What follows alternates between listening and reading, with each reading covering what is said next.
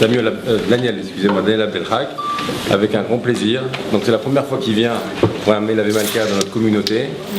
C'est un peu une communauté qui est voisine de la nôtre, puisque c'est le Rav Oleh Yaakov de la rue Henri Murger, que je suppose que beaucoup connaissent. Et c'est vraiment pour nous un très grand plaisir. Et sans plus tarder, je laisse la parole.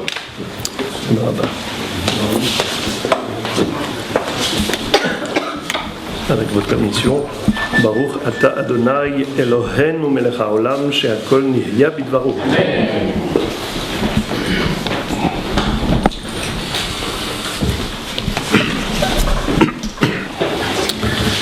Le plaisir est pour moi de pouvoir participer à un Melavé Malka dans cette synagogue dont j'ai longuement entendu parler, et donc de constater de près.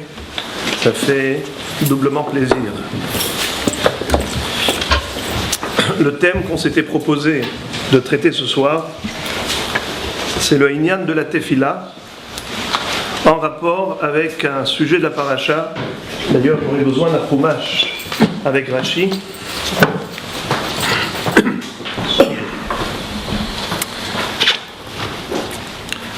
En ces temps assez particuliers, où nos frères en Eretz Israël ont vécu des moments de tension. On sait que ce n'est pas facile pour eux. De loin, on suit les informations, on est inquiet, mais ceux qui sont là-bas et qu'on a souvent au bout du fil vivent vraiment les choses difficilement. Mais là, Baruch Hashem, suite à de nombreuses tfilotes, il y a une trêve, un apaisement, une accalmie, mais nous savons que le danger menace toujours. Mais on est également conscient des grands miracles que Akadosh Baruch Hu effectue en faveur de son peuple, parce que sur les centaines voire milliers de roquettes qui sont tombées sur Eretz Israël, Baruch Hashem, les catastrophes n'ont pas été aussi nombreuses qu'elles auraient pu être selon le Derech HaTeva. Il est clair et évident que Chas V'Shalom, ça aurait pu être terrible. Pour ceux qui sont pas trop jeunes, se souviennent qu'en 1991, lors de la guerre du Golfe, il y avait eu 39 Scuds qui étaient tombés en Eretz Israël. Il y avait eu 15 000 appartements touchés, atteints, et Baruch Hashem, il n'y a eu qu'une seule victime, et indirectement. En Arabie Saoudite, il y avait un bâtiment américain qui a reçu un Scud. Il y a eu près de 250 morts, un seul Scud. Il y en a eu 39 en Eretz Israël, et on a écrit des livres pour raconter les miracles un à un, comme à chaque fois par hasard les gens n'étaient pas là où il fallait pour ne pas être victimes de ces attaques cruelles. Sans avoir aucune pitié des civils, lancer des bombes comme ça, qui nous a protégés? Les missiles en hébreu, ils l'appellent Tilim. Alors ils ont dit que Tehilim neged Tilim. Le dôme de fer, c'est le dôme divin, c'est les srouyot que Akadosh Baruch Hu a déversé sur son peuple, le mérite de ses prières de l'ensemble du clan d'Israël conjugué a fait qu'en effet il y a une carapace de protection. Sinon c'est inexplicable. Comment est-ce qu'il peut y avoir autant de missiles qui tombent et Baruch Hashem, pas autant de drames, mais tout de même, il y a quand même de la terreur, il y a quand même de la panique, il y a quand même des désagréments terribles, des personnes âgées, des enfants, il y a des traumatismes. Alors, ce soir, nous allons parler de l'importance de la prière dans ces circonstances et de manière générale, combien Akadosh Baruch Hu attend de nous une tefila. Et pour ce faire, nous allons, Be'ezrat Hashem, développer d'abord un sujet de la paracha, cette paracha de Vayetse. Un épisode assez curieux, c'est c'est l'histoire de Yaakov Avinu, lorsqu'il arrive chez Lavan et il va épouser d'abord Léa. Il a travaillé 7 ans pour Rachel et 7 ans pour Rachel. En fait, il a travaillé 14 ans pour Rachel. Et finalement, il se retrouve donc leurré par son beau-père qui introduit Léa à la place de Rachel. Mais finalement, il a 2 épouses, 2 au prix d'une. En fait, Rachel a vu et constaté que finalement, sa rivale, Léa, à qui elle avait communiqué les simanim pour ne pas la laisser être humiliée sous la roupa, finalement Léa a 4 enfants. Mais elle, Rachel, n'en a pas, même pas un seul. Alors elle est jalouse. Vatekane Rachel ba'achota. Rachel est jalouse de sa sœur. Et Rashi va dire, comment est-ce possible qu'une tzadékette ait cette tendance à jalouser? On n'a pas le droit d'être jaloux du sort de l'autre. La destinée de chacun est programmée par Akadosh Baruch Hu. Je ne pas regarder ce qu'il y a dans l'assiette d'autrui. Alors comment se fait-il que Rachel était jalouse? Rashi explique. Vatekane Rachel ba'achota kin'a b'ma'asim hatovim amra ilule shetzadka mimeni lo zachta lebanim. Elle s'est dit, Rachel, si ma sœur Léa a eu des enfants et moi je n'en ai pas, c'est qu'elle est certainement plus méritante que moi aux yeux d'Akadosh Baruch Hu. Et à ce titre-là, j'ai le droit d'être jalouse, parce que kin'at sofrin tarbe chokma. Il y a une kin'a positive, c'est d'être jaloux du niveau spirituel de l'autre. L'autre fait des efforts pour se rapprocher de Dieu. Ben moi aussi, il faut que j'essaye de doubler également mon investissement dans la Avodat Hashem.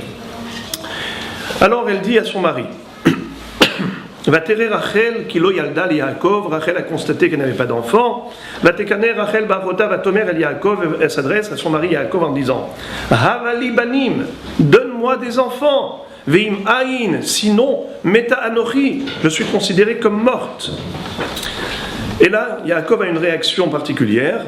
Vaïhar af Yaakov berachel. Yaakov se met en colère contre Rachel et lui dit, Vayomer, Hatahat Elokim anochi asher mana mimer peribaten. Est-ce que je remplace Dieu qui t'a épargné le fruit des entrailles? Je ne suis pas à la place d'Akadosh Baruch Hu. Lui, en tant que mari, a fait le nécessaire. Alors, c'est bon. Qu'est-ce que tu veux que je fasse? Vatomer hine amati bilha bo eleha. Alors il lui dit, bon, dans ce cas-là, ce que je te propose, c'est de prendre ma servante Bilha, épouse-la, veteled al birkai. Elle aura des enfants qui grandiront sur mes genoux. Vibane gamanochi mimena. Et moi aussi, je me construirai ainsi grâce à elle. Et c'est ce qui s'est passé. Elle a eu 2 enfants, Bilha avec Yaakov, Dan et Naphtali. Ce dialogue, cette conversation qui a eu lieu entre Yaakov et Rachel est plus que surprenant, pour la simple raison, c'est qu'elle lui demande des enfants. Ça veut dire quoi, lui demander des enfants? Si il a rempli son rôle de mari et qu'il n'y a pas eu de progéniture, il n'est pas un distributeur, comment est-ce qu'on fait pour donner des enfants comme ça? Havali banim, mais qu'est-ce qu'elle a cru? Ce que lui a dit Yaakov Avinu, c'est totalement légitime et c'est tout à fait rationnel. Alors qu'est-ce qu'elle a cru Rachel, quand elle réclame à Yaakov, donne-moi des enfants? Mais comment est-ce qu'il peut faire? Ensuite, quand il lui explique, donc il lui donne une réponse totalement logique, elle lui dit, bon, dans ce cas-là, prends ma servante. Qu'est-ce que c'est que ce deal, ce compromis? Si ce n'est pas moi, alors prends ma servante. Elle se construira et grâce à cela, comment elle va se construire? Rashi explique et donne le commentaire suivant. Il dit qu'en réalité, elle lui a dit, écoute, tu vois que je souffre d'une longue stérilité. Alors ne reste pas indifférent. Tu vois bien que ton papa a prié pour ta maman lorsque Rivka n'a pas eu d'enfant pendant 20 ans. Vayatar Yitzhak Lashem lenochach ishto ki akarai. Vayater lo Hashem. Vatahar Rivka ishto. Tu vois que lorsque Rivka n'avait pas d'enfant, ton père Yitzhak a prié, et résultat des courses, elle a eu une descendance. Eh bien toi aussi, s'il te plaît, prie pour moi. Yaakov donne une réponse surprenante. Il lui dit, tu sais, Yitzhak, mon père, il a prié pour Rivka, en fait, c'est parce qu'il était concerné par le même problème. Lui, Yitzhak, n'avait qu'une seule épouse, Rivka. Donc il n'avait pas d'enfant de Rivka, donc il n'avait pas d'enfant du tout. Donc en fait, quand il a prié pour avoir des enfants, il n'a pas prié pour Rivka, il a prié directement pour lui-même. Mais moi, j'ai déjà des enfants, puisque Léa m'en a donné 4. Donc, Atachat Elokim Anochi Asher Mana Mimech Peribaten. C'est toi qui n'as pas d'enfants. C'est ton problème, ce n'est pas le mien. Hachem t'a épargné le fruit des entrailles, mais moi j'en ai des enfants. Pourquoi veux-tu que je prie pour toi? Elle lui dit alors, dans ce cas-là, si tu ne peux pas prendre comme référence le comportement de ton père, parce que lui également n'avait pas d'enfants, alors prends exemple sur ton grand-père, Abraham. Il avait déjà eu un garçon, un fils, par Hagar, sa servante, Ishmaël. Et malgré tout, il a prié pour que Sarah, sa principale épouse, puisse avoir un enfant. Alors toi aussi, pense à moi, prie pour moi. Et là, encore, Yaakov dit quelque chose de surprenant, c'est qu'il va dire, mais non, Sarah, si elle a eu un enfant, ce n'est pas grâce à la prière d'Abraham, c'est parce qu'elle était capable d'un sacrifice, d'un exploit exceptionnel, extraordinaire. Lequel? C'est qu'en constatant que son mari Abraham n'avait pas d'enfant à cause de sa stérilité à elle, alors il lui propose d'épouser sa servante, Hagar. Grâce à cette union, Abraham a eu Ishmaël. Akadosh Baruch Hu, en voyant combien Sarah était capable d'altruisme, d'introduire une rivale dans son foyer pour pouvoir combler son mari qui n'avait pas d'enfant, et bien Akadosh Baruch Hu a dit, si tu es capable d'un tel effort, d'un tel sacrifice, eh bien je t'accorderai à toi également. Amati bilha, bo eleha, veteled al birkai, veibane gam anochi mimena.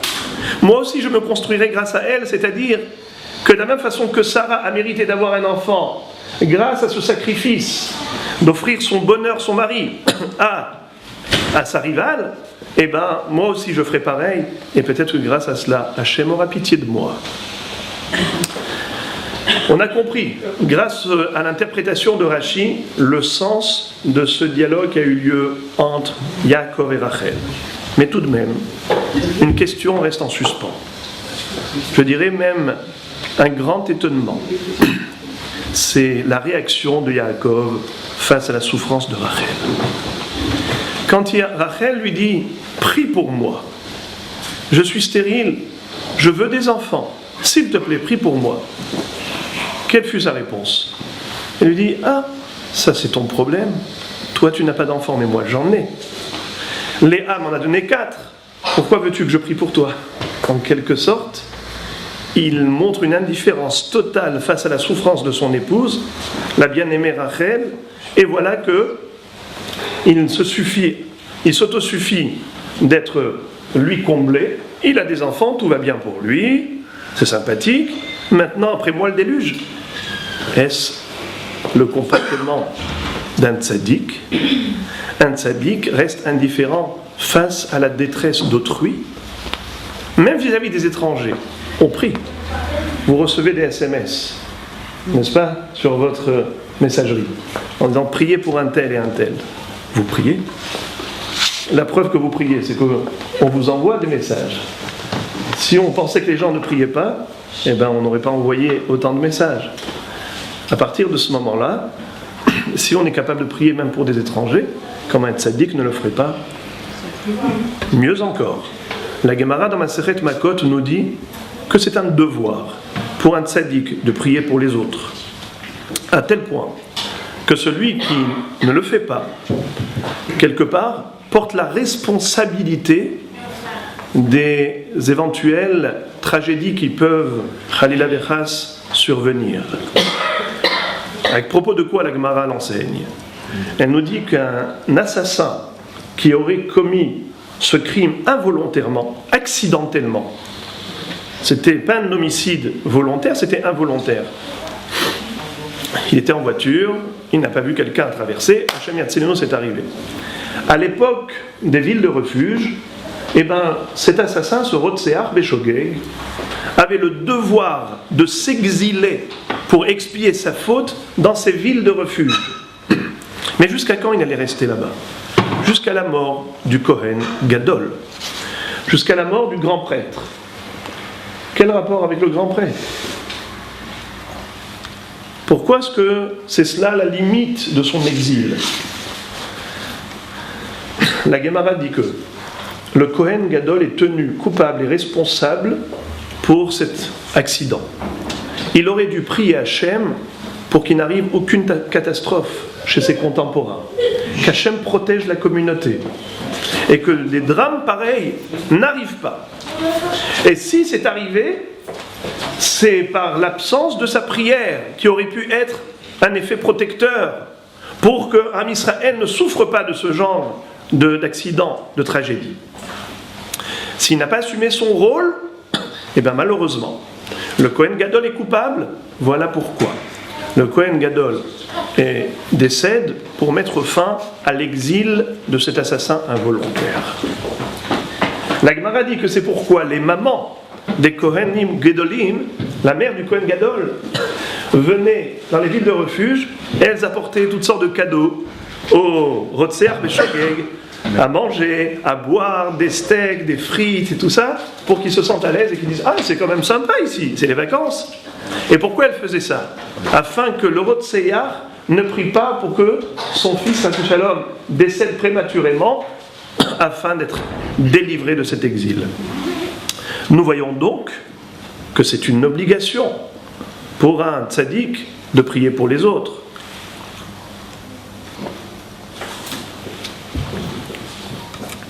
La Gemara raconte une histoire, une anecdote pour appuyer cette notion. Elle nous dit que Rabbi Yoshua ben Levi avait eu le mérite d'étudier avec Eliyahu Han-Navi. Et voilà qu'Eliyahu Han-Navi pendant 3 jours s'est absenté, et lorsqu'il est revenu, après 3 jours, il avait l'air fâché, vexé. Alors Rabbi Yoshua ben Levi lui dit « Mais qu'est-ce que je fais de mal? Pourquoi est-ce que tu boudes ?» Il lui dit parce que ce qui s'est passé, je vais te raconter. Il y a eu dans ton voisinage, dans une petite forêt voisine, un homme qui traversait, qui voyageait. Et voilà qu'il y a eu un lion qui lui a bondi dessus et l'a dévoré. Une catastrophe pareille, si elle est arrivée dans les alentours de ta ville, tu es tenu responsable. Tu aurais dû prier pour qu'une chose pareille n'arrive pas à ton peuple. Si tu n'as pas prié, voilà pourquoi je suis fâché contre toi. Donc nous voyons qu'un tzaddik doit prier pour les autres. Alors comment se fait-il que Yaakov Avinu exprime une indifférence totale face à la souffrance de Rachel, qui le supplie, qui lui demande de prier pour elle?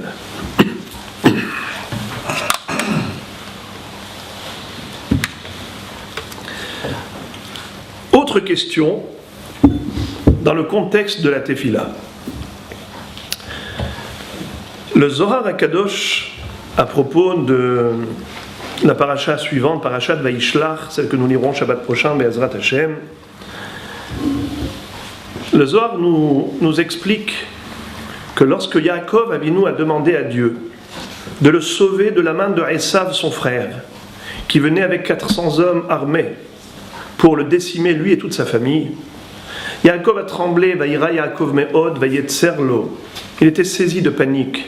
Il va dire à Kadosh Baruch Hu, Hatzileni na miyad ahi, miyad Esav, ki are anochi oto, pen yavo vehikani em albanim, ve'ata amarta, hetev etiv imach, ve'samti et zaracha kechol hayam, asher lo yisafer merov. S'il te plaît Dieu, sauve-moi de la main de mon frère, de la main de Esav, car je le crains.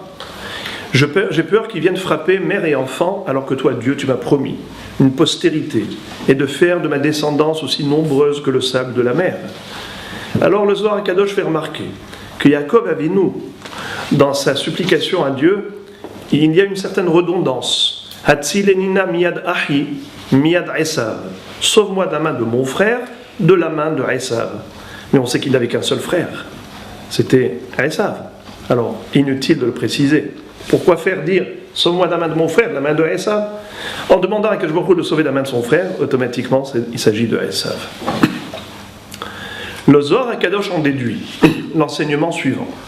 Il dit que la prière ne doit jamais être exprimée de manière globale, générale, ou à peu près. Ça doit être extrêmement détaillé, de manière très précise. Et dire à Akadosh Baruch Hu exactement ce que l'on souhaite, mais dans les petits détails. C'est sûr qu'on savait que le frère de Yaakov c'était Esav, mais il faut le dire. Il va sans dire, mieux vaut le dire. Hatzilenina miyad ahi, miyad Esav. Franchement, à qui on s'adresse dans la prière? À Akadosh Baruch Hu. On a besoin de lui expliquer, on a besoin de lui faire des dessins pour qu'il comprenne de quoi il s'agit. Mais Hachem Yitbarach ne comprend pas ce qu'on lui demande. Pourquoi faut-il préciser? C'est incompréhensible. Mais Hachem, il connaît exactement notre kavana, notre intention, notre ratson, notre volonté. Un être humain risque de faire confusion, risque de ne pas nous comprendre. Alors il faut lui dire les choses clairement, de la manière la plus explicite. Mais vis-à-vis de Dieu, quelle est la nécessité? Si déjà on pose cette question, alors on va rentrer maintenant dans la compréhension même de ce que représente et signifie la tefila. Pourquoi faire prier? Quelle est l'utilité de la tefila? Est-ce qu'Akadosh Baruch Hu ne sait pas ce dont on a besoin? Est-ce qu'il ne connaît pas les souhaits de notre cœur? Hachem sonde les cœurs et scrute les reins. Akadosh Baruch Hu sait tout. Et donc à partir de ce moment-là, pourquoi est-ce que j'ai besoin de lui dire? Il sait déjà. J'ai besoin de l'informer. Peut-être a-t-il besoin de séduction. Il sait, mais il attend nos prières parce qu'il faut le supplier. Il faut lui demander. Il n'a peut-être pas suffisamment pitié de nous. Alors on va essayer de déclencher sa miséricorde. Est-ce possible de penser une chose pareille? El Malé Rahamim. Il y a 13 attributs de miséricorde. Hashem, Hashem, Kel Rahum Vehanoun, Erech Apayim, Verav Chesed Ve'emet, Notzer Chesed La'alafim, Notzer Avon Ve'rover Al Pesha, et ainsi de suite. Mazé, qu'est-ce qu'on a besoin d'essayer de séduire avec Akadosh Baruch Hu? La pitié que nous avons nous-mêmes vis-à-vis des autres. Mieux, l'amour propre. La pitié que nous avons vis-à-vis de nous-mêmes. Qui est-ce qu'il a inculqué, ancré en nous?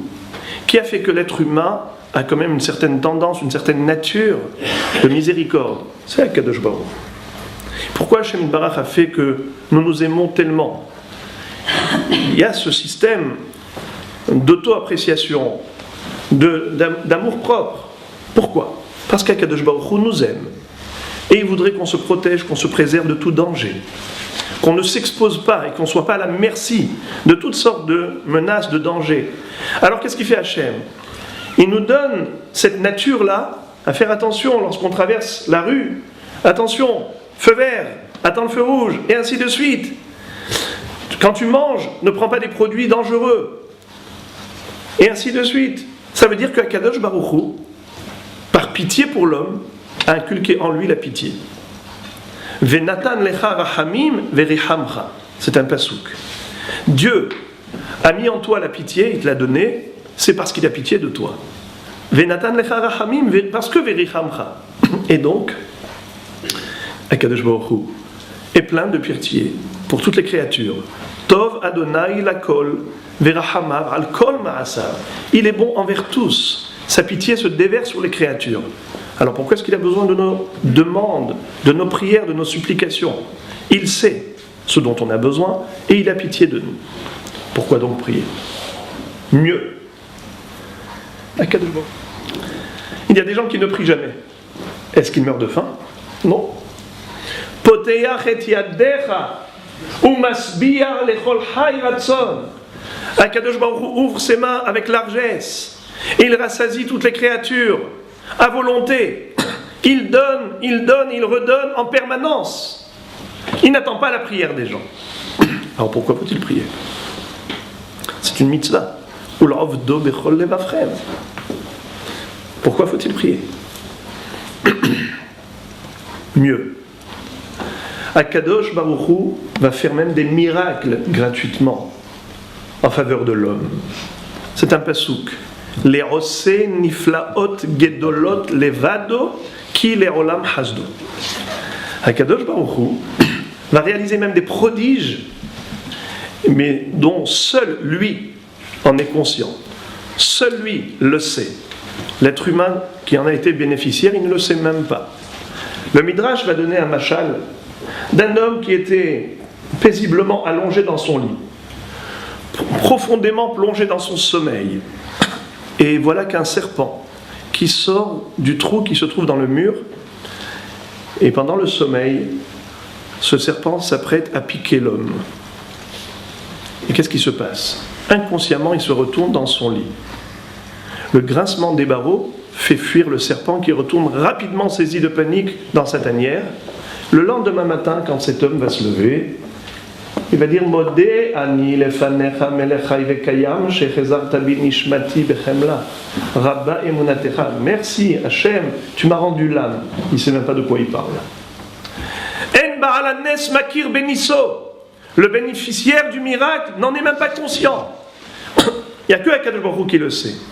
Les rosé niflaot gedolot levado.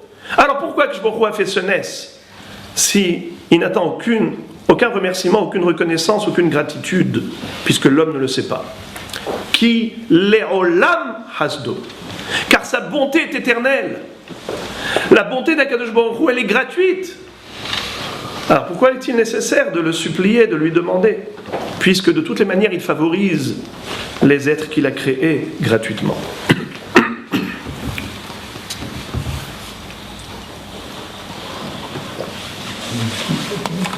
La réponse sera en comprenant quel est le but en fait de la tfila. La prière n'est pas nécessaire pour Dieu, mais pour l'homme. C'est-à-dire, Hachem n'a pas besoin d'être informé, il sait tout, il est tout puissant. Il peut tout, c'est pour cela d'ailleurs qu'on s'adresse à lui, mais c'est l'homme qui a besoin de s'élever. L'homme qui a besoin de comprendre, d'être convaincu que c'est la réalité, que tout dépend d'Hachem, et qu'il est le seul détenteur de tous les pouvoirs, et qu'il est la seule adresse vers laquelle il faut se diriger. Parce qu'une question supplémentaire se pose, à savoir comment est-ce que l'homme peut changer le décret divin? Comment est-ce possible que Dieu qui a décidé telle ou telle situation, tel ou tel sort, comment est-ce qu'on peut changer la destinée de l'homme en priant? Mais si Akadosh Baruch Hu a décidé une situation X ou Y pour chaque individu, c'est en prenant en considération tous les tenants et les aboutissants des milliers de données de paramètres que nous ne détenons pas, qui nous échappent à nous, mais dont le maître du monde, le juge de vérité, le Hatsur Tamim Parolo, Kel Emuna Ben Avel Tzadik Ve'asharu, le Dayan Ha'emet, si lui a décidé quelque chose, comment avec la prière ça va changer? En fait, ce n'est pas Dieu qui change d'avis, c'est l'homme qui n'est plus le même.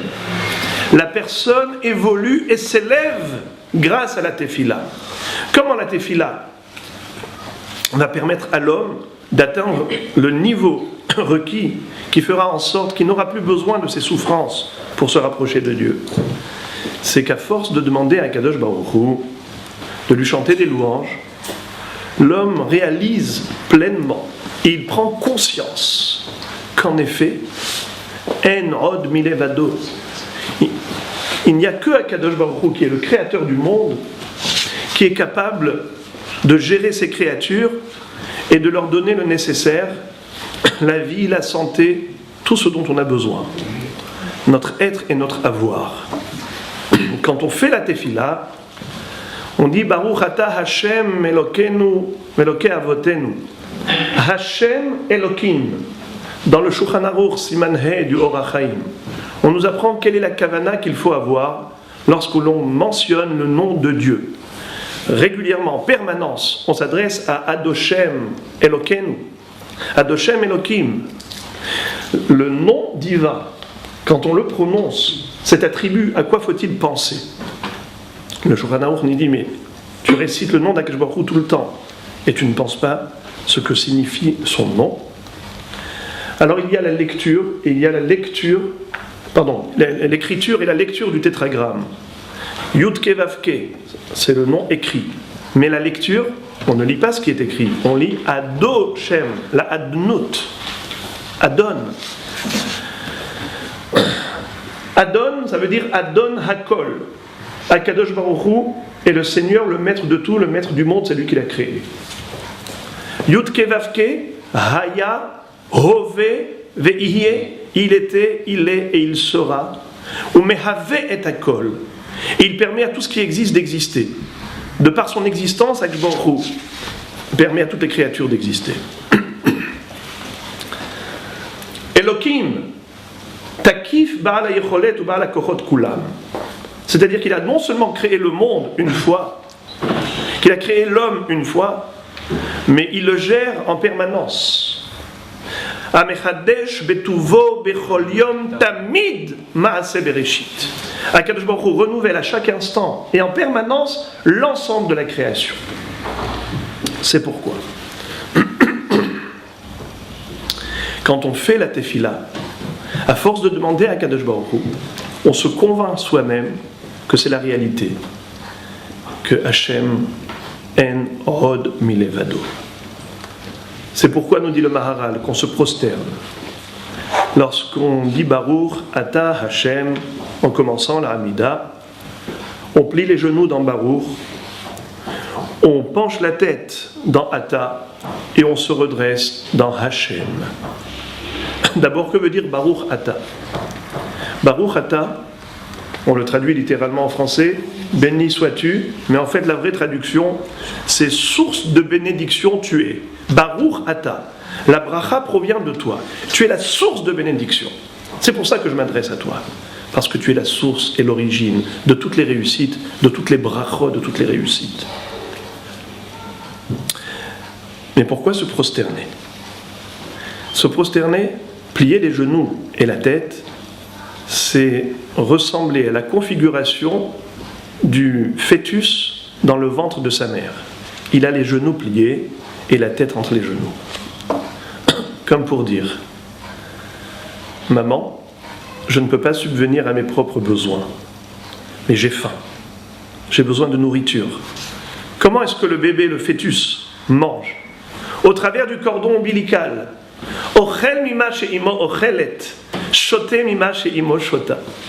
Il mange et il boit uniquement ce que sa mère veut bien lui envoyer directement dans son ventre, dans son petit ventre à lui, en fonction de ce qu'elle va, elle, ingurgiter. Elle va manger, il va manger. Elle va boire, il va boire. Cette position des genoux pliés et de la tête baissée, c'est pour dire, maman, je ne peux rien faire moi-même. Je n'ai aucune force. Je dépends entièrement de toi. C'est au travers de ce cordon qui me relie à toi, maman, que je peux me développer pendant ces 9 mois de grossesse. Quand on fait la Hamida, on commence par plier les genoux et plier la tête en disant à Kadosh Baruch Hu, nous ne sommes capables de rien. Est-ce qu'on détient notre avenir, notre devenir? Est-ce que c'est nous qui gérons notre vie? Combien l'homme peut programmer? Combien de projets qui s'émoussent Hachem Yatzilenu sur une voie d'autoroute avec un excès de vitesse d'un fou furieux, et Hachem Yatzilenu, le fil de la vie est coupé, malheureusement, prématurément. Qui peut savoir de quoi est fait le lendemain? De quoi on parle? La Gemara raconte que l'ange de la mort était en train d'éclater de rire. Shlomo Amelach lui dit, pourquoi tu ris? Il a dit, parce que ce bonhomme-là, il a demandé au cordonnier de lui fabriquer des chaussures qui duraient 7 ans. Il a dit, pourquoi tu ris? Il a dit, parce que lui va mourir dans 7 jours. Ces chaussures vont vivre longtemps, mais pas lui. Est-ce qu'un homme sait c'est lui qui programme, c'est lui qui gère. C'est l'impression que l'on a. On a tendance à oublier la réalité.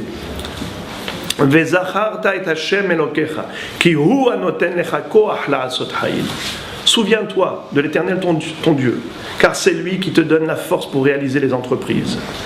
Le Ankelos, qui traduit la Torah en araméen, va dire c'est Akadosh Baruch Hu qui te donne même les idées pour savoir où investir, quelle affaire réaliser. Les idées, les actions, les moyens, l'énergie, tout cela c'est un cadeau d'Akadosh Baruch Hu et qui passe par ce canal comme le cordon ombilical qui relie le ciel et la terre, cette échelle qui avait les pieds à terre et le sommet atteignait le cœur du ciel. C'est ce faisceau de lumière, de rachamim d'Akadosh Baruch Hu qui fait que toutes les créatures peuvent exister. Parce qu'il y a le Takif, le Tout-Puissant, Baal HaYecholet, détenteur de pouvoir, ou Baal HaKochot Kulam, qui génère toutes les forces et les énergies existantes. C'est lui qui en est l'origine. Comme dit Eliyahu Hanavi, Ribon Almin, maître du monde, Antu, Ailat Ha'ilot, Vesibat Asibot.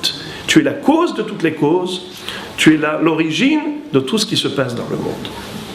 Il n'y a rien qui se fait en dehors de la programmation divine. Donc c'est cela, l'objectif souhaité au travers de la Tefila. La Tefila est là pour nous amener à cette profonde conviction, qu'on arrive à comprendre la réalité et qu'on s'élève dans la Emouna et dans le Bitachon, dans la foi et la confiance en Dieu. À partir de ce moment-là, il faudrait comprendre, comme on a dit tout à l'heure, que ce n'est pas Hachem qui change désormais, cette proximité avec Dieu qui aurait pu être obtenue par les souffrances.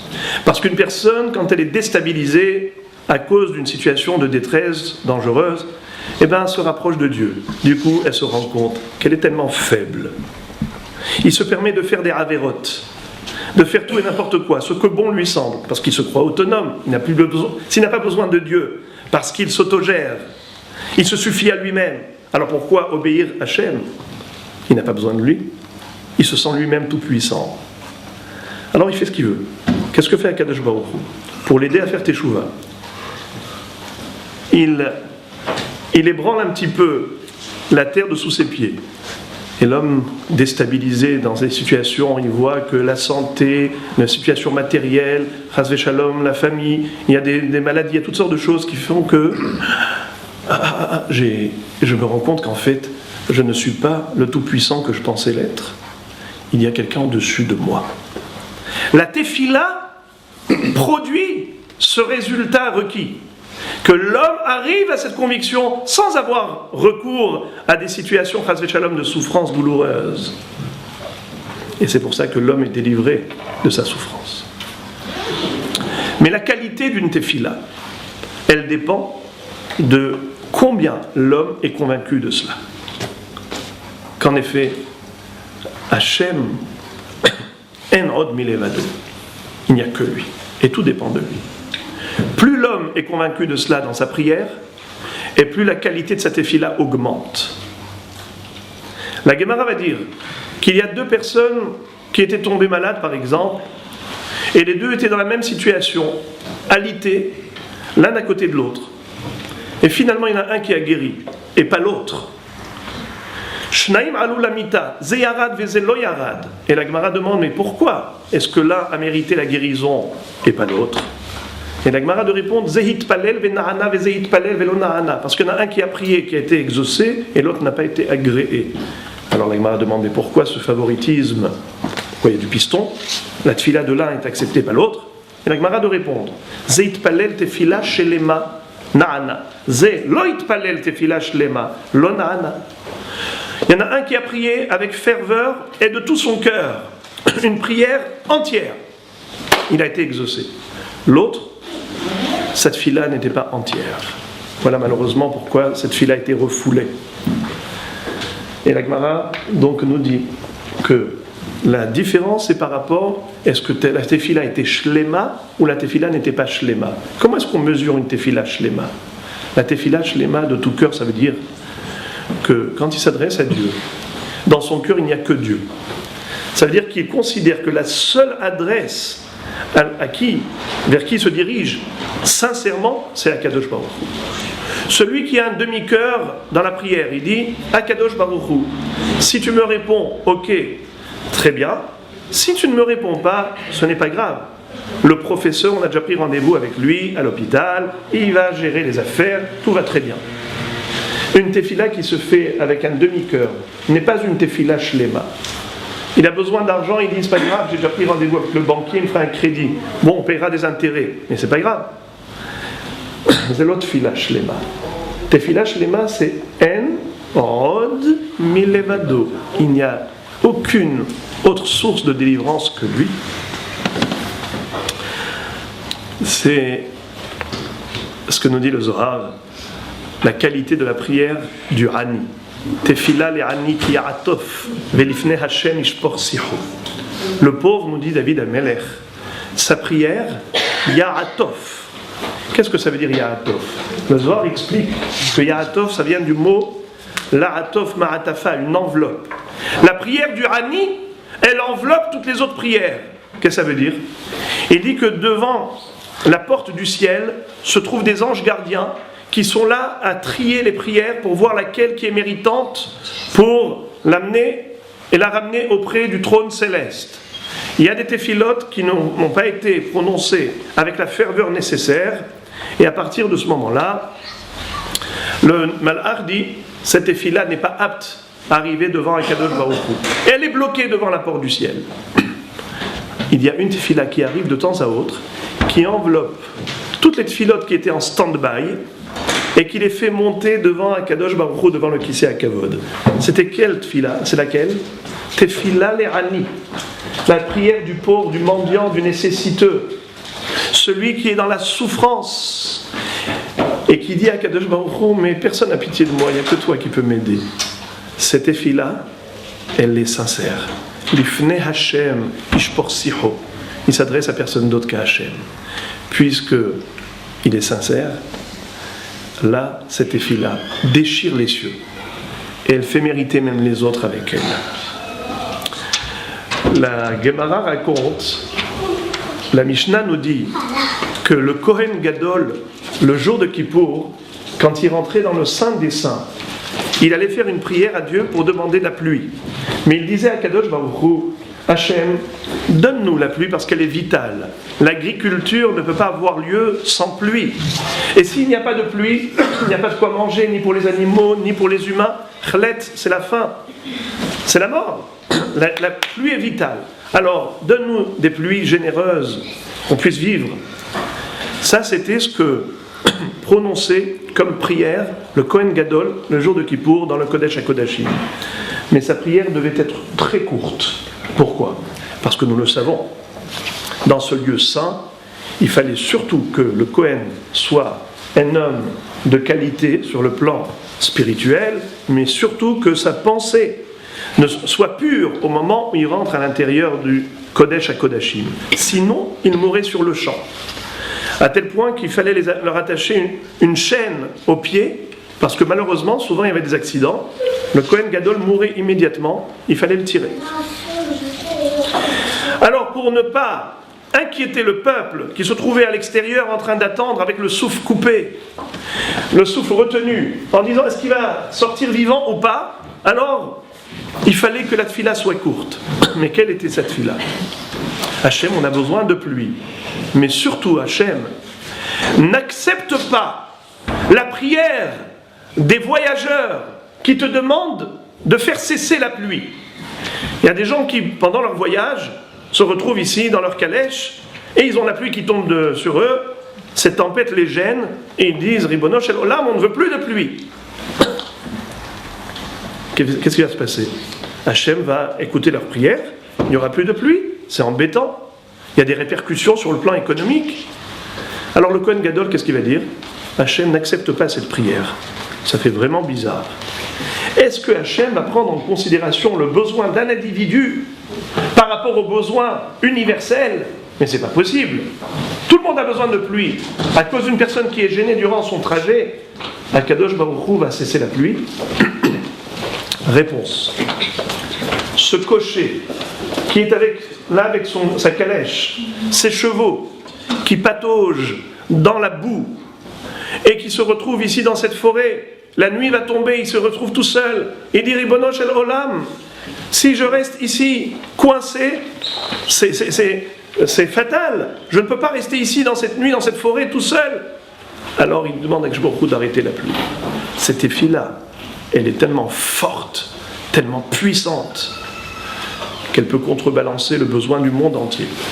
Et il fallait le Kohen Gadol, l'homme le plus saint de la communauté d'Israël, le jour de Kippour, le jour le plus sacré de toute l'année, dans le lieu le plus saint du monde, dans le Kodesh HaKodashim, il fallait ces 3 dimensions de sainteté pour pouvoir contrebalancer la prière de ce cocher.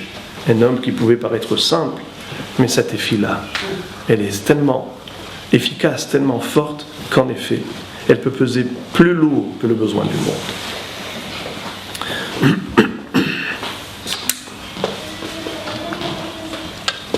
C'est pourquoi la Gemara va dire Gedolat tefilat achole alatzmo mitfilat acherim alav. Le malade, lorsqu'il prie pour lui-même, sa prière est plus efficace que celle des autres pour lui. Pourquoi ? Parce que c'est lui qui est conscient de la gravité de sa situation. C'est lui qui souffre de cette douleur. C'est lui qui sait combien, ô combien, seul Akadosh Baruch Hu peut l'aider. Les autres sont étrangers. C'est vrai qu'ils compatissent, sont sympathiques, ils prient pour lui. Mais qui plus que le malade ressent profondément la douleur, la détresse. C'est pour ça que cette fille-là, elle est plus agréée que celle des autres. Alors maintenant, avant d'arriver à la réponse à la question initiale, je vais vous raconter une histoire de ce qui s'est passé une fois en Allemagne avec un médecin allemand, juif allemand, qui se nommait Daniel Hagardi. Lorsqu'un jour on frappe à sa porte, il trouve une jeune fille qui vient le solliciter en urgence. Elle lui dit que son père est très malade et qu'elle a besoin de son secours à lui en tant que professeur. Et elle lui décrit les symptômes de la maladie. Et là, le médecin, quand il entend cette histoire, il lui dit, il n'y a pas de souci, je vais venir avec vous, mais il faut que je mette ma veste. Et quand il voit que la veste n'avait pas la même couleur que son pantalon, il décide d'aller chercher une autre veste. Elle lui dit, c'est pas important la couleur de la veste, maintenant, c'est surtout la santé de son père qui compte. Il dit, pas de souci. Et après, une fois qu'il a trouvé la bonne veste, il dit, mais attendez, mes chaussures sont sales, il faut que j'aille les cirer. Il dit, mais c'est pas possible, je vous en prie. Il revient après quelques minutes, il prend son chapeau, il dit, mais mon chapeau est tout poussiéreux, il sort une brosse à chapeau, il se met maintenant tranquillement à nettoyer. Alors là, elle a explosé. Elle s'est jetée sur le fauteuil qui était derrière elle en levant les mains vers le ciel et les yeux rivés vers le haut, en dit Ribono shel Olam, maître du monde, si même le professeur n'a pas pitié de mon père et ne peut pas le secourir, il n'y a que toi, Akadosh Baruch Hu, qui peut l'aider dans cette situation. Et là, du coup, le médecin change complètement de comportement. Il se rassoit, il plante sa plume dans l'encre et il lui prescrit une ordonnance. Et il dit maintenant, allez-y acheter ces médicaments, je vais vous suivre, mais rassurez-vous, votre père va mieux. Elle a pris pour un homme complètement déboussolé, depuis le début jusqu'à la fin, il était complètement déséquilibré, le bonhomme. Elle a dit, qu'est-ce que c'est que cette histoire ?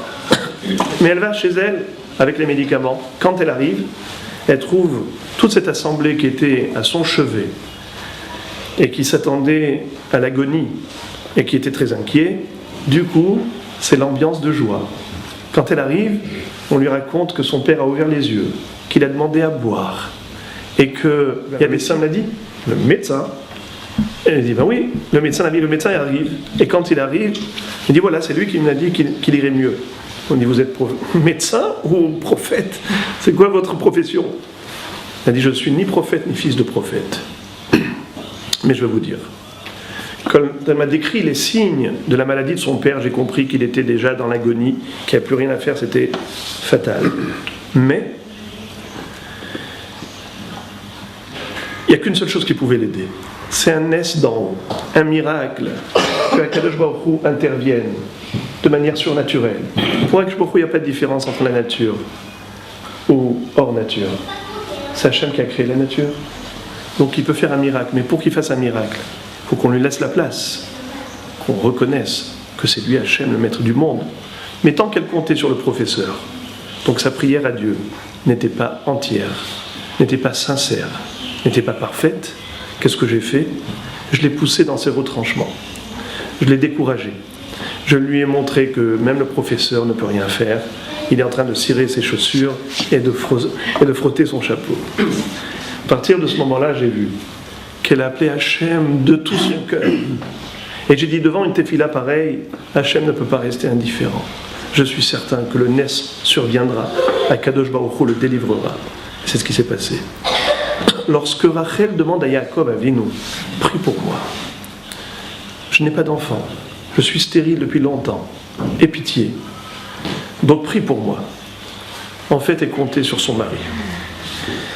Elle-même n'avait jamais prié de tout son cœur parce qu'elle disait, mais j'ai un mari tellement tzaddik, Yaakov Avinu. Yaakov Avinu lui dit, mais tu sais que maintenant ce n'est pas une question de tzidkout, c'est une question de qualité de prière. La prière du malade pour lui-même est bien plus profonde, plus intense, plus fervente et plus sincère que celle de quelqu'un d'autre qui est étranger. Moi j'ai déjà des enfants, je ne suis pas dans la même situation que toi.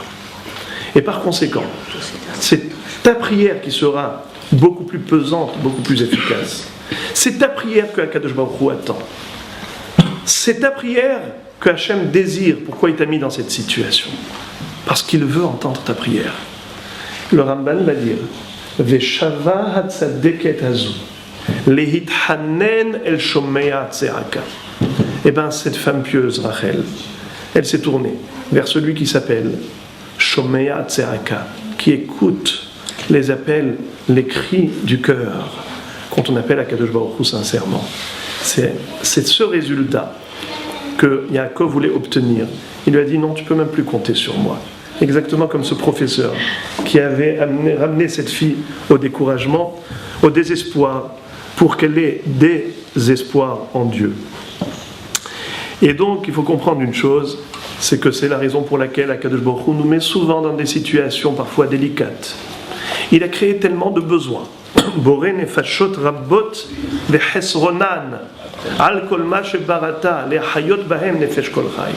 Hachem a créé de nombreuses créatures, mais elles ont toutes des besoins, toutes des manques. On a tout le temps besoin. On a besoin de tout. De la vie, de la santé, d'un logis, de la famille, de tout. Eh bien, sache qu'il n'y a qu'une seule adresse. Et quand la personne ne prie pas suffisamment en profondeur, eh bien, Kadosh Baruch Hu le met dans des situations délicates pour qu'il comprenne que oui, Hachem désire entendre sa prière. Demande le Midrash. Pourquoi nos mamans, nos matriarches, Sarah, Rivka, Rachel, pourquoi est-ce qu'elles étaient stériles?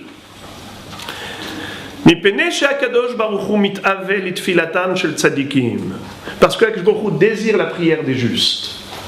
Voilà pourquoi Hachem les a mis dans cet état pour soutirer d'elles une prière, une tefila. Mais on peut faire des tefilotes même sans être dans une situation délicate. Ce n'est pas la même prière. Lorsque les élèves de Rabbi Shimon Bar Yochai ont demandé à leur maître, mais pourquoi Akadosh Baruch Hu a envoyé la manne tous les jours, le soir il n'y avait plus rien à manger. Mais il aurait pu envoyer la manne une fois par an et qu'on mette en conserve dans les tentes, qu'on mette des conserves de manne. Et là on n'est plus tranquille, on est plus serein. Il y a de la parnassa. Alors Rabbi Shimon Bar Yochai répond que cela ressemble à un melech, un roi, qui avait un fils qui venait le voir une fois par an. Pourquoi? Parce que son père lui donnait un chèque annuel. Et il venait voir son père. Papa, bonjour. En fait, le père avait compris ce qu'il voulait. Il faisait son chèque. Mais il lui dit, mais viens tous les jours me voir. Je t'ai langui. Il dit, tu comprends, papa, je suis très pris, très occupé. Il dit, écoute mon fils, désormais, ce ne sera plus un chèque annuel, mais un paiement échelonné. Tous les jours, tu reçois ta ration. Et tous les jours, il trouvait le fils le temps de venir voir son père. Donc c'est comme ça, le père qui avait une telle nostalgie pour son fils avait l'occasion de le rencontrer au quotidien. Comme ça, Akadosh Baruch Hu a fait qu'il a envoyé la manne tous les jours. Le soir, il n'y avait plus rien à manger. Quelqu'un qui est père de famille avec 5-6 enfants, il dit, mais comment je vais nourrir toutes ces bouches? Et Bono Shel Olam envoie de la manne. Et la manne tombait. Dans le désert, c'était le risque de la mort de faim. Donc, Hachem crée donc ces circonstances parce que justement il veut instaurer entre lui et nous cette relation de kesher, d'affection, qu'on puisse adresser à notre papa.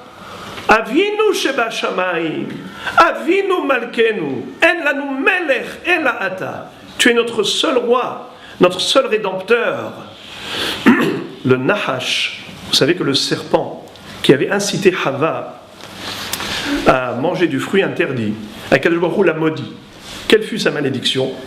D'abord de lui couper les pieds et de ramper sur son cou. Et deuxièmement, Afar tochal kol yemei chayecha. Tu mangeras la poussière de la terre tout le long de ta vie. Ça, c'est une malédiction, chers amis. Mais d'avoir à manger de la poussière il y en a partout. Et donc, il a son repas assuré durant toute sa vie. Il va dans le désert, il y a de la poussière. Il va dans l'agglomération, il y a de la poussière. Il monte sur le toit, il y a de la poussière. Il va dans la cave, il y a de la poussière. Mais il mange tranquillement quand il veut. Alors ça, c'est une malédiction, une bénédiction à nos yeux. Ça nous paraît plutôt une bracha. C'est la plus grande des malédictions. C'est que Akadosh Baruch Hu lui dit, tu auras ce que tu veux, quand tu veux, là où tu le veux, mais tu n'auras jamais l'occasion de t'adresser à moi. Je ne veux plus de contact avec toi. Tu as entraîné l'être humain dans la faute. Je ne veux plus de toi. Donc, c'est tout le contraire d'une situation de bracha où Am Israël avait besoin de prier tous les jours pour que la manne leur soit envoyée. Et David Amelech le disait, Ahavti ki ishma Hashem et koli tahanunai. Combien j'aime que Akadosh Baruch Hu écoute la voix de mes supplications. Le Rav Simcha Zissel de Kelem s'étonne. Il dit quoi, David? En quoi tu te distingues des autres? Mais tout le monde veut être exaucé. Ça, c'est un souhait, un vœu universel et général. Qui ne veut pas être agréé par Dieu? Alors en quoi David Amelech se distinguait en disant « J'aime qu'Hachem écoute mes prières » Le Rav explique que les gens en général, quand ils sont dans des situations problématiques, eh bien ils prient Hachem pour être délivrés. Pour eux, la prière est le moyen et la solution du problème, c'est le but, c'est l'objectif. David Amelech disait le contraire. Pour moi, le problème, c'est le moyen. Mais ma finalité, c'est de pouvoir prier avec Dieu. Prier à Dieu. Me retrouver avec Akadosh Baruch Hu. Dans cet état de proximité avec Akadosh Baruch Hu. La tefila, la racine du mot tefila, c'est comme on a vu aujourd'hui, Naftali. Pourquoi est-ce qu'il s'appelle Naftali? Naftule Elokim niftalti imachoti, vegam yacholti. Rachidi nithabarti imachoti. Tefila, c'est comme pétil, pétil techelet. Les pétilim, les franges que l'on accroche au coin de nos vêtements du tzitzit, n'est-ce pas, du talit. Pétil, c'est quelque chose que l'on relie. Tefila, c'est ce qui permet à l'homme de se relier à Dieu, de se rattacher à Kadosh Baruch Hu. C'était les circonstances dans lesquelles David Amelech se complaisait en disant Kagamul aleimo, kagamul alay nafshi. Comme un bébé dans les bras de sa mère, je me sens dans les bras d'Akadosh Baruch Hu. Hachem a créé les besoins pour cela, pour aider l'homme à ressentir qu'il n'est qu'une créature entièrement dépendante du Créateur. Ramban résume toutes les prières. Regardez combien nous prions. Matin, midi et soir. 3 fois par jour, tous les jours. Le Shabbat, 4 tfilot. Yom Tov, 4 tfilot. Kippour, 5 tfilot. On prie, on prie, on prie. Partout des synagogues. Le Ramban va dire Kibbutz Bnei Israël bebatek nisiot. Kavanat romemot akol batefilot. Pourquoi est-ce que on adresse à Kadosh Baruch Hu notre voix et tout le temps en train de lire et de prier et de chanter des louanges? Pourquoi? il résume ça en 2 mots. C'est dire à Kadosh Baruch Hu, Biriotecha anachnu. Nous sommes tes biriot, nous sommes tes créatures. Quoi, on ne le sait pas qu'on est des créatures? Eh bien, sachez que si on le savait, notre vie aurait été totalement différente. Une créature ne se permet pas de désobéir le Créateur, sachant qu'elle est entièrement dépendante de sa volonté. On croit qu'on est Ma'amin, mais on a besoin de travailler, de forger cette émouna et la faire développer en nous grâce à la prière. Adam, le mot Adam, Aleph, Dalet, Mem. Regardez que dans chaque lettre, il y a la partie dévoilée de la lettre et la partie cachée de la lettre. Aleph, la partie dévoilée, c'est la lettre Aleph. Mais la partie cachée du Aleph, c'est quoi? C'est le Lamed et le P. Aleph, Lamed, P. Adam, il y a aussi le Dalet. Dalet, on a le Dalet qui est la lettre dévoilée, mais la lettre cachée dans Dalet, c'est quoi? C'est le Lamed et le Tav. Dalet. Ensuite, Mem, Adam, Mem. Donc il y a un deuxième Mem qui est caché. Si vous prenez les lettres cachées de Adam, vous allez obtenir un mot. Mitpalel. Adam, c'est le Mitpalel. Akadosh Baruch Hu a créé l'homme avec des nécessités, des manques pour qu'il puisse prier. La première personne qui a prié, c'était en quel but? Pourquoi Adam Arishon a prié?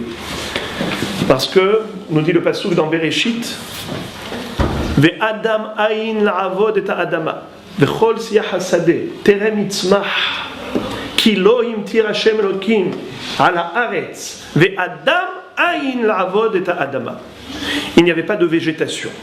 Pourtant, Akadosh Baruch Hu avait dit déjà le 3e jour, Totse haaretz desher esev mazriya zera, lemino, que la terre produise des végétaux. Mais ils étaient là, au seuil de la surface de la terre. Tout était là en potentiel, mais rien n'est sorti, rien n'a germé à l'extérieur. Pourquoi? Parce qu'il n'y avait pas eu encore de pluie. Et pourquoi est-ce qu'il n'y a pas eu de pluie? Car la pluie ne peut arriver que suite à la prière de l'homme. Adam, Aïn, il n'y avait pas encore de Adam, la Avod et Adama pour travailler la terre. Adam Arishon a travaillé la terre dans le Gan Eden. Dans le Gan Eden, tout était prêt pour lui. Tous les arbres, tous les végétaux, toute la végétation avait poussé. Les malachim étaient à son service. L'homme était complètement déchargé du travail de la terre dans le Gan Eden. Alors c'était quoi cette avoda? Ve Adam aïn la avod et adama.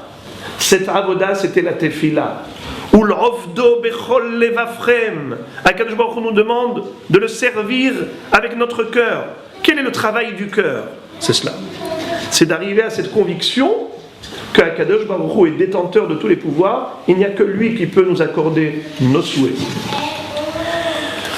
Adam aïn la avodeta adama. Quand Adam Arishon est arrivé, dit Rashi, Hikir betovatan shel geshamim. Il a compris que la pluie c'est une nécessité vitale, indispensable pour vivre. Alors il demande Hachem, envoie la pluie, et Hachem envoie la pluie, et ça pousse. C'était le 6e jour. Alors que depuis le 3e jour, tout était prêt, mais en potentiel. Ça a été mis en évidence grâce à la prière. La force de la prière. La tefila, pour qu'elle soit efficace. Comme on a dit maintenant, il faut qu'elle soit shlema. Mais de quoi est-elle capable? Qu'est-ce qu'elle peut opérer, une tefila, quand elle est sincère? Le roi Ézéchias, Hizkiyahu Melech Yehuda, s'est entendu dire une fois que il allait devoir quitter ce monde prématurément parce qu'il ne s'était pas marié. Le prophète Ishaïa va lui dire Tsav le betra ki met ata velo tichye, met ata ba'olam hazeh velo tichye le'olam haba. Le moment est arrivé d'ordonner ton testament à tes enfants, à ta famille, à ton entourage, parce que tu vas quitter ce monde. Il lui dit pourquoi? Il dit parce que tu ne t'es pas marié. Il lui dit mais ça, je ne l'ai pas fait parce que j'avais vu dans une vision prophétique qu'il allait avoir des enfants réchaïm, il ne voulait pas amener au monde des mécréants, des impies. Alors, le prophète lui dit, non, tu n'avais pas à t'immiscer dans les calculs divins. Hachem t'a donné un ordre, te marier, d'avoir des enfants, fais le nécessaire. Bahade kavshe de rachamana la mala. Pourquoi tu as essayé de t'ingérer dans les plans d'Akadosh Baruch? Alors le roi Chizkia propose à Ishaïa Hanavi de lui donner sa fille comme épouse, en disant tes mérites et les miens réunis feront que nos enfants seront peut-être des tzadikim. Il lui dit c'est bien beau ta volonté, mais c'est trop tard. Kvar nigzera gzera. Le décret divin a déjà été déclaré contre toi. Donc tu ne peux pas survivre à cela. Vous savez quelle a été la réponse de Chizkia Hamelech? Il lui dit Ben Amotz, kale nevu atra vetse. Fils de Amotz, termine ta nevoa et prends la porte. Car mekublani mi bet avi abba. Afilu herev hadam unachat al tzavaro shel adam al ityaesh min harachamim.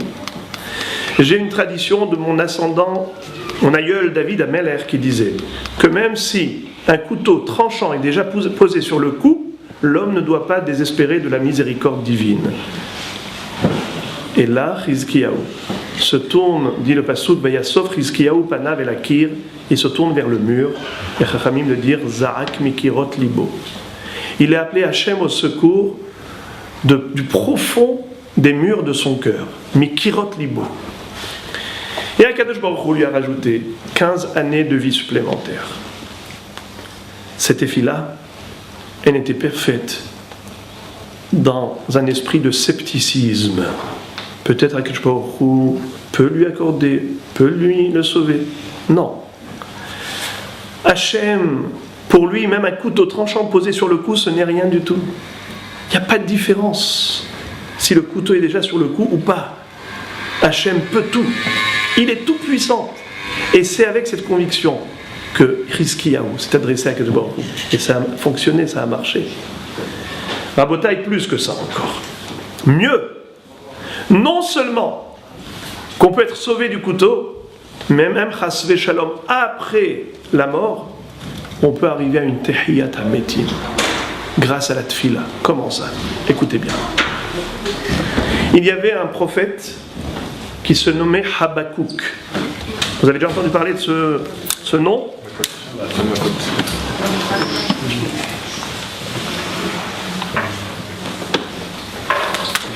C'est un nom assez particulier, j'en connais pas beaucoup, qui s'appelle Habakouk. Le prophète Habakouk, nous dit la Gemara, dans Masechet Makot, il a fait reposer toute la Torah sur un fondement. Tzadik be'emunato ichye. Le tzadik vivra sur la base de sa emuna, de sa foi en Dieu. Pourquoi est-ce que c'est spécialement ce prophète qui a enseigné cela? Que la emuna est la base de toute la Torah. Et que le tzaddik vivra sur cette emuna. Qu'est-ce que ça veut dire? Pourquoi c'est lui? Habakouk, nous révèle nos maîtres, c'était le fils d'une femme qui est décrite dans le livre des prophètes comme étant la Shunamite. Une femme qui habitait la ville de Shunem, dans laquelle se retrouvait très souvent le prophète Élisée, le prophète Elisha An-Navi, l'élève de Eliyahu An-Navi. Lorsque cette femme a constaté, mesuré la tzidkout de Elisha An-Navi, elle va dire à son mari, j'ai une idée, qu'est-ce que t'en penses si on construisait un studio au-dessus de notre maison, au profit de ce tzaddik Ish Kadoshu, Over Alenu Tamid? Le mari lui dit, c'est une excellente idée, c'est ce qu'ils ont fait. Aliyat Kirketana, Shulhan, Kissé, Menorah, ils ont mis à disposition de Elisha Hanavi tout le nécessaire, toutes les commodités. Elisha Hanavi va dire à son élève, Gehazi, son shamash, il lui dit, regarde, c'est incroyable ce qu'ils ont fait pour nous. Comment puis-je les remercier? Gehazi lui dit, écoutez, Rabbi, c'est un couple âgé qui n'a pas eu d'enfant. Si vous lui faites une bracha pour qu'ils aient un enfant, je pense que ce serait le plus beau cadeau, la meilleure récompense. Il dit, va chercher la maîtresse de maison. Et quand elle se tient devant la porte de la pièce de Elisha Hanavi et qu'il lui promet un enfant, elle lui dit, Al techazev beshifratecha. Ne me berce pas d'illusions, je ne veux pas être déçu. Il lui dit, non, ka'et raya atroveket ben. L'année suivante, l'année prochaine, au même moment, tu vas pouvoir enlacer un bébé dans tes bras. Et c'est, en effet, c'est ce qui s'est passé. Cet enfant a grandi. Et il va suivre son père dans le champ pour des travaux agricoles. Donc il est avec son papa. Il a attrapé une insolation. Il dit à son père qu'il a très mal à la tête. Roshi, Roshi. Le père l'envoie à la maison avec l'un des serviteurs, l'un des employés. Il passe l'après-midi dans les bras de sa mère et malheureusement, il décède. Cet enfant, mort, elle le monte dans le studio de Elisha Hanavi, elle allonge sur le lit du prophète. Et elle va demander à son mari un âne, c'était le moyen de locomotion à l'époque, et elle va voir Elisha Hanavi. Elle lui dit, Rabbi, je t'avais demandé de ne pas me décevoir. Je t'avais pas demandé de bracha, c'est toi qui me l'as donné. Mais est-ce que c'est une bracha pour arriver à cette finalité, à ce résultat? Alors, je passe sur certains détails de cette histoire pour arriver à la fin, où Elisha Hanavi va lui-même se déplacer. Il va s'allonger sur le bébé, il va faire un genre de respiration artificielle, va yighar bayaled, et l'enfant va revivre, il va ressusciter, et il va dire à sa mère, tu peux aller l'enlacer ton fils. Cet enfant va devenir le prophète Habakouk. Pourquoi est-ce qu'on l'appelle Habakouk? Nehebak pa'amayim. Il a été enlacé 2 fois.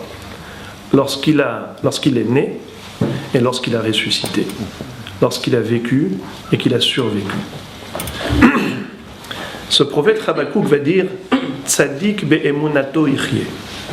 Le tzadik peut vivre grâce à sa émouna. C'est-à-dire, c'est lui, par le fruit de son expérience personnelle, il peut enseigner aux autres quelle est la force de la émouna. Tzadik be'emunato ichye. Même une fois mort, sa mère a pu le faire revivre. Pourquoi? Parce qu'elle avait une émouna incroyable en Akadosh Baruch Hu, en disant, mais alors qu'est-ce qu'il y a s'il est mort? Mais si Dieu a donné la vie, alors qu'il n'existait pas cet enfant, il ne peut pas lui redonner alors qu'il a existé déjà. Mais avec un regard juste et vrai, une vraie conception de ce que représente le pouvoir d'Hachem dans le monde, et bien même la mort ne fait plus obstacle. Elle est reliée à la source de vie. Tu es la source de vie. C'est toi qui fais vivre tous les êtres. Rabbi Rabotai, les téphilotes que nous adressons, nous tous, à Akadosh Baruch Hu, régulièrement, c'est ce qui nous fait vivre. C'est ce qui nous permet, malgré ce long exil, nous le savons depuis des millénaires, on est pointé du doigt. Nous sommes une petite minorité, 0,01 par rapport à la population mondiale. L'antisémitisme est tellement virulent. Combien de fois il a été menacé dans son existence? Combien de fois on a tenté, par des persécutions, de mettre fin, halila vechas, à son existence dans le monde? Il y a même ceux qui ont souhaité, chas vechalom, ce qu'ils ont appelé la solution finale. Ils n'ont pas réussi. Vehi she'amda lavotenu velanu shelo echad bilvad amad alenu lechalotenu ela bechol dor vador omdim alenu lechalotenu vehakadosh baruch hu matzilenu miyadav.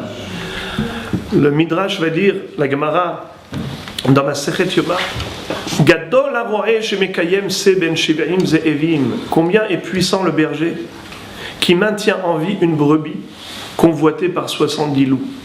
70 loups tout autour, 70 nations autour d'Israël. Ces loups qui veulent déchiqueter la brebis et ils n'arrivent pas. Pourquoi? Gadol haro'eh. Grand est le berger. Hakol kol Yaakov vehayadaim yade Esav. La main de Esav ne peut pas agir lorsque la voix de Yaakov retentit dans les synagogues. Kol Yaakov, la voix de la Torah et la voix de la Tefila. Al tir'i tola'at Yaakov. Yaakov n'est pas peur. Mais comment est-ce qu'on l'appelle Yaakov dans ce pasouk? Tola'at Yaakov, le vermisseau, ver de terre. Yaakov Avinu. Pourquoi est-ce que Yaakov, le peuple juif, s'appelle le ver, le petit ver Yaakov? Matolat en kocha ela bapé, af Israël en kocha mela bapé. De la même façon que le petit ver de terre n'a pas de squelette, il n'a pas d'os, sa force est dans sa petite bouche. Il ronge la racine des cèdres, après un petit vent suffit pour faire tomber ce grand cèdre. Am Israël kocham bapé, leur force est dans la bouche, appeler Hachem au secours. Et quand on le fait de tout cœur et sincèrement, Hachem se penche vers nous, comme un père qui est heureux de retrouver ses enfants. Je vais terminer avec une petite anecdote, une histoire contemporaine. Je l'ai entendue de Rav Mazouz de Bnei Brak, une histoire incroyable. C'est en Eretz Israël que ça se passe. Malheureusement, il se passe parfois des accidents de voiture. Et lors de l'un de ces accidents, il y a eu un embouteillage qui s'est naturellement formé derrière cette voiture qui était accidentée. Il y avait la police, les ambulanciers, et tout le monde est bloqué. On a des chaînes de voitures sur des kilomètres, toutes bloquées. Les gens, généralement, on le sait, perdent patience, mais il y en a un qui s'est dit, au lieu de perdre mon temps, ici à m'énerver, il a sorti de sa boîte à gants un livre de Tehillim. Et il s'est dit, voilà, je vais prier en faveur de ce malade, qui se trouve peut-être dans une situation très dangereuse, a priori, ça a tout l'air de l'être, puisqu'il y a tellement de mouvements autour. Il se met à prier, et il prie, pour que ce malade accidenté puisse guérir. Pour sa réfoua shlema, d'un homme qu'il ne connaît pas. 6 mois plus tard, cet homme reçoit un appel téléphonique. Quelqu'un qui lui dit « Monsieur, je voudrais prendre rendez-vous avec vous. Est-ce possible ?» Il a dit « Qui êtes-vous » Il se présente, lui dit « Mais mon nom ne vous dira absolument rien. Et je vous expliquerai quand on se verra de visu. » Et là, le lendemain matin, quelqu'un qui frappe à la porte, monsieur qui porte un gros cadeau bien emballé, il rentre à la maison et il dit « Voilà, ça c'est pour vous. Et je voudrais vous voir. » Il a dit « On ne se connaît ni d'Adam ni d'Ève, pourquoi ce cadeau ?» Il a dit « Je vous dois ma vie. Si j'ai aujourd'hui la chance de vivre, c'est grâce à vous. » Il dit « Comment ça ?» Il lui dit « Est-ce que vous vous souvenez, il y a 6 mois que vous étiez bloqué dans un embouteillage, dans telle route ?» L'autre essaie de se creuser la mémoire. En effet, il se souvient. Il lui dit « Maintenant, j'ai une question à vous poser. Quel livre avez-vous lu lorsque vous étiez dans votre voiture à ce moment-là » L'autre essaie, encore une fois, de faire des efforts de mémoire. Il dit « Oui, en effet, j'ai pris mon Tehillim qui était dans la boîte à gants et j'ai prié pour la personne accidentée. » Il dit « Il faut que je vous dise que ce monsieur était déjà mort cliniquement et que sa neshama planait au-dessus des camions de police et il voyait l'ambulance, il voyait les médecins essayer de le réanimer. Et il voyait ces longues files de voitures. Et là-haut, dans le ciel, il entend une voix retentir en disant « Par le mérite des lettres qui sont en train de monter vers le ciel à partir de cette voiture là-bas, que ces lettres-là montent sur la balance des mérites pour que cet homme soit sauvé. » Il dit « Voilà, c'est les Tehillim que vous avez lus pour moi, qui m'ont fait mériter cette délivrance, cette réfoua. » Il dit « Mais comment vous saviez que c'est moi ?» Il dit « Parce que j'ai vu le numéro d'immatriculation de votre voiture. » Et donc j'ai téléphoné à la police. C'est comme ça que je suis remonté de fil en aiguille. Et j'ai su que grâce à vous, j'ai eu la réfoua. Voilà, Rabotaï, ne pas négliger l'arme qui est la nôtre. Heref pipiyot beyadam, l'arme de la parole. La force que Akadosh Baruch Hu nous a délivrée, qui est une chance inouïe, de pouvoir appeler Hachem au secours, et Akadosh Baruch Hu s'appelle Shomeya Tefila. Shomeya Tefila. Donc, Yehi Ratson, que tous vos souhaits, avec l'ensemble des tefilot d'Israël, soient agréés par Akadosh Baruch Hu, pour votre bonheur à vous et de tous les vôtres, ainsi que l'ensemble du clan d'Israël, pour une Geoula Shlema bimhera biyameinu. Amen. Oui, je vous écoute. Je vous écoute.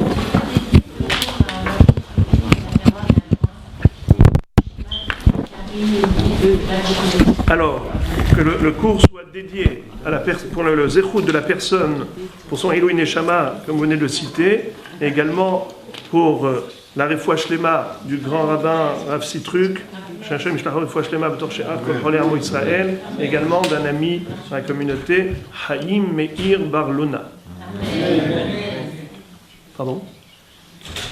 Ezrat Hashem. Je ne sais pas si vous avez... Je suis arrivé en retard. Je ne sais pas si vous avez parlé du cas du Rav, le fils du Rav Yosef Obadia. Priez aussi pour lui. Très malade. Rabbi Yaakov Yosef, que Baruch Hu lui envoie également, mais je voulais vous dire autre chose. C'est que vous savez qu'il est atteint d'une maladie extrêmement grave et qu'en général, on donne pour ces maladies 1 an. Le médecin lui a dit, écoutez, en principe c'est 1 an. Mais vous les religieux, je ne peux rien vous dire. Avec vos prières, nous avons vu des miracles. Voilà, c'est excellent pour corroborer. Et Baruch Tiyeh Mikol Ha'amim pour ce grand témoignage. Besorot Tovot, Shavua Tov et Hatzlacha pour tout le monde. Bon, ce sont les mêmes mots, les mêmes textes que l'on répète. Et parfois, on n'est même pas conscient du contenu de ces mots, du contenu de la prière, parce qu'on ne comprend pas forcément l'hébreu. Alors, il faut savoir qu'en effet, c'est un grand problème pour lequel il faut œuvrer afin de ne pas tomber dans le piège de cette routine. Alors il y a plusieurs astuces. Premièrement, déjà, essayer d'apprendre et de comprendre le texte en hébreu. Deuxièmement, lire la tefila dans un livre, que les yeux soient rivés sur les mots et ne pas le lire rapidement. Essayer de mettre des interruptions entre chaque phrase. Et également, savoir que l'on parle à Kadosh Baruch Hu exactement comme l'on parle à son père. C'est-à-dire, ce n'est pas un monologue. C'est un dialogue. On parle avec les havdil, un ami. Quand je m'adresse à quelqu'un, je parle à quelqu'un, je suis conscient de tout ce que je dis parce que je sais qu'il a besoin de comprendre ce que je lui dis. Et bien, quand on dit Baruch Ata, on parle à la deuxième personne du singulier, ce qui veut dire qu'on s'adresse directement à Kadosh Baruch Hu. Nous avons une chance inouïe d'obtenir audience auprès d'Akadosh Baruch Hu 3 fois par jour. C'est un privilège qu'on ne peut même pas imaginer ni mesurer. C'est incommensurable que Akadosh Baruch Hu attend les tfilot d'Israël, Ve'ata Kadosh Yoshev Tehilot Israël. De toutes les louanges qui lui sont adressées par les anges dans le ciel, Hachem apprécie et préfère celles de ses enfants Israël qui sont sur terre. Alors lorsqu'on est conscient de cela, on arrive presque, je dirais, avec une émotion qu'on ne peut pas cacher, en disant même Hachem, je n'arrive même plus à ouvrir ma bouche tellement je suis ému. Hachem sefatai tiftar, upi yagit einatecha. Hachem, donne-moi les mots, ouvre-moi les lèvres, que je puisse adresser des louanges.